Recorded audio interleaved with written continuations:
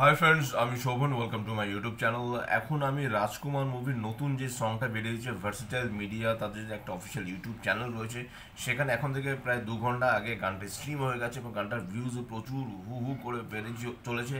এবং রাজকুমার মুভির এখন অবধি আমি যে কটা গান শুনলাম তার মধ্যে কিন্তু এই গানটা আমার সব থেকে বেশি ভালো লেগেছে। গানটার ডিউরেশনের কথা যদি বলি, 2 মিনিট 46 সেকেন্ড মাত্র গানটার ডিউরেশন, কিন্তু গানের কথা, গানটার সুর, গানটাকে যেভাবে সিনেমাটোগ্রাফি যেভাবে করা হয়েছে, গানটা কিন্তু অসাধারণ। এবং এই গানটার মাধ্যমে কিন্তু আবার প্রকাশিত হলো যে মাহিয়া মাহি, যে এখানে সাকিব খানের মায়ের ভূমিকায় তিনি যে অভিনয় করেছেন এবং তার যে পুরনো যে যে বৃদ্ধা হয়ে গেছেন সেই লুকটাকেও কিন্তু এখানে দেখানো হয়েছে। এই গানটা আমি যদি সিঙ্গারের কথা বলি, রিয়াদ রিয়াদ কিন্তু যথেষ্ট ভালো গানটা গেয়েছে, যথেষ্ট দরদ দিয়ে গানটা গেয়েছে। এবং গানটার মিউজিক এবং লিরিক্সের দায়িত্বে রয়েছে প্রিন্স মাহমুদ, যথেষ্ট পুরনো দিনের একজন তিনি মিউজিক নিয়ে তিনি মানে চর্চা করেন।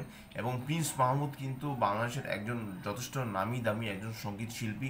তিনি কিন্তু অনেকদিন ধরেই কিন্তু এই মানে সঙ্গীত জগতের সাথে যুক্ত। এবং আমি যদি গানটার কথা বলি, গানটার শুরু থেকে সাকিব খানকে যেরকম লাগছে এবং গানের প্রত্যেকটা গানের লিরিক্স এত ভালো ছিল এবং সাকিব খানকে দেখতে খুব সুন্দর ছিল। এবং গানটা এত সুন্দর একটা জায়গায় শ্যুট করা হয়েছে, গানটা দেখতে কিন্তু খুব ভালো, গানের লিরিক্স ভালো এবং গানটা এত মানে মর্মস্পর্শী। গানটা গানটা কিন্তু আপনার হৃদয় ছুঁয়ে যেতে বাধ্য। এত সুন্দরভাবে কিন্তু গানটাকে লেখা হয়েছে, এত সুন্দরভাবে গানটাকে শ্যুট করা হয়েছে এবং এত সুন্দরভাবে সাকিব খানকে দেখানো হয়েছে। এবং একটা জায়গা রয়েছে যেখানে দেখানো হচ্ছে যে রাজকুমার ভিলা, সেখানে এসছে এবং সেখানে এসে সাকিব খান তার পুরনো দিনের যে স্মৃতি, সেই স্মৃতি সে আওড়াচ্ছে। এবং এখানে মানে তার একটা ব্যাক স্টোরি যে রয়েছে সেখানে দেখানো হয়েছে। তার মা তাকে বৃষ্টিতে ভিজে নিয়ে আসছে, কোলে করে নিয়ে আসছে, তার মায়ের সাথে সে খেলছে।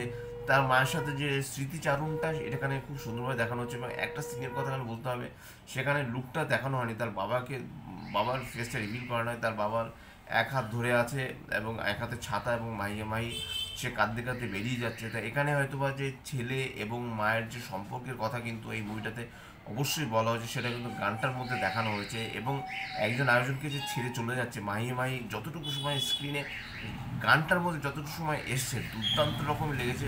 সে যে কাঁদতে কাঁদতে চলে যাচ্ছে বৃষ্টির মধ্যে, সেই সিনটা কিন্তু দুর্দান্ত। এবং রাজকুমার ক্যারেক্টারটা যে এখানে সাকিব খান প্লে করছে, সে চোখ বন্ধ করে তার মাকে স্মরণ করছে। একটা জায়গা রয়েছে দেয়ালের এরকম মাথা হেলে দিয়ে সে তার মাকে স্মরণ করছে, সেই জায়গাটা দারুণ। আমার কিন্তু গানটা দুর্দান্ত লেগেছে। এবং একদম শেষে গিয়ে মাইয়া মায়ের যে বৃদ্ধা যে লুকটা কিন্তু এখানে রিভিল হয়েছে গানটার মাধ্যমে, যেটাকে নিয়ে কিন্তু অলরেডি কিন্তু প্রচুর মিডিয়াতে প্রচুর লেখালেখি হচ্ছে যে মাহিয়া মাহিকে কেন সাকিব খানের মায়ের ভূমিকায় এখানে অভিনয় করানো হলো। কিন্তু সত্যি কথা বলতে, যেরকম মেকআপ করা হয়েছে এবং সত্যি প্রিয়তমা মুভিতে কিন্তু দেখানো হয়েছে কি যে কীরকম সাকিব খানের মুভিতে কিন্তু লুকটা কিন্তু একটা একটা প্রধান একটা বিষয় হয়ে দাঁড়িয়েছিল। এখানে কিন্তু রাজকুমার মুভিতেও কিন্তু দেখানো হচ্ছে যে লুক কিন্তু বিশাল একটা ব্যাপার। সাকিব খানকে দেখতে যেরকম সুন্দর লেগেছে, গানটাও যেরকম ভালো, এত মর্মস্পর্শী গানটা, এত সুন্দর গানটাকে লেখা হয়েছে।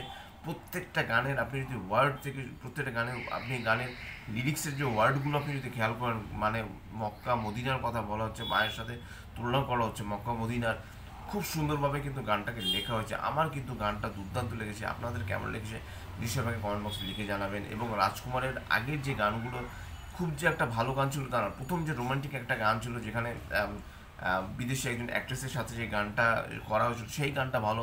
পরে যে রাজকুমার যে টাইটেল ট্র্যাক, সেই যে গানটা আমার একদমই ভালো লাগেনি। এবং পরে এই যে থার্ড গানটা মা, এই গানটা যে রাজকুমারের গানটা যে নিয়ে আসা হয়েছে, এই গানটা কিন্তু আমার কিন্তু গানটা পার্সোনালি খুব খুব ভালো লেগেছে। আপনাদের কেমন লেগেছে নিশ্চয়ই আমাকে কমেন্ট বক্সে লিখে জানান। এবং প্রিয়তমার ফুল টিম কিন্তু রাজকুমারে আমার রীতিমতো তারা ফুল টিমটাই কিন্তু রাজকুমার মুভিতে তারা ছিলেন।